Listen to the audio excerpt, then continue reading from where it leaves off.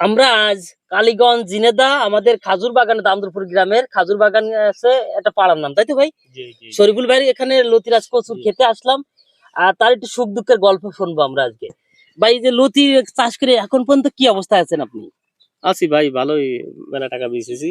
হ্যাঁ, গাছে 1.5 লাখ টাকা বিক্রি হয়ে গেছে। 1.5 লাখ টাকা বিক্রি। এখন তো গাছে দেখতেছি আমরা কোনো লতিই নাই। লতি নাই, এখন ট্রিটমেন্ট হয়নি তো। আপনার কাছে যদি এর আগে যেতাম, আমার লতি গতবার আমরা কিন্তু একটা ট্রিটমেন্ট দিয়ে দিলাম, ওই ট্রিটমেন্টে কি ভালো ফলাফল আসছিল? জি জি জি। আমরা কিন্তু দোকানদার হিসেবে আমরা সাজেস্ট করি না এটা ওটা। আমি কাঠায় মন লতি কাটিয়েছি, কাঠাই মন লতি। আপনার কাছে ট্রিটমেন্ট নিই আমি। এই যে আপনার যে এখন যে লতির বাজার প্রায় ম্যাক্সিমাম মানে স্বাভাবিক একটা বাজার, কালকে শুনেছি 90 টাকা কি 90, 85, 80, 70, 75 এরকম চলছে। ভালোটা 100 টাকা। আর এই যে লসটা করলেন, যে যারা নতুন লতি করতেছে এরাও তো এই খালি লস খাচ্ছে। এগুলো আসলে ভাবা উচিত না। বিভিন্ন চারা ব্যবসায়িকরা যে চারা বিক্রি করে যা করে দিচ্ছে, এই যে আপনার এখানে এত চারা পড়েছিল, আপনি কি বিক্রি করেছেন? না না। কিন্তু চারা ব্যবসায়িকরা হলে এটা আমরা কামড়া করে নিয়ে যায়, দুনিয়া সারা দেশের মানুষগুলো শেষ করে ফেলে দিচ্ছে।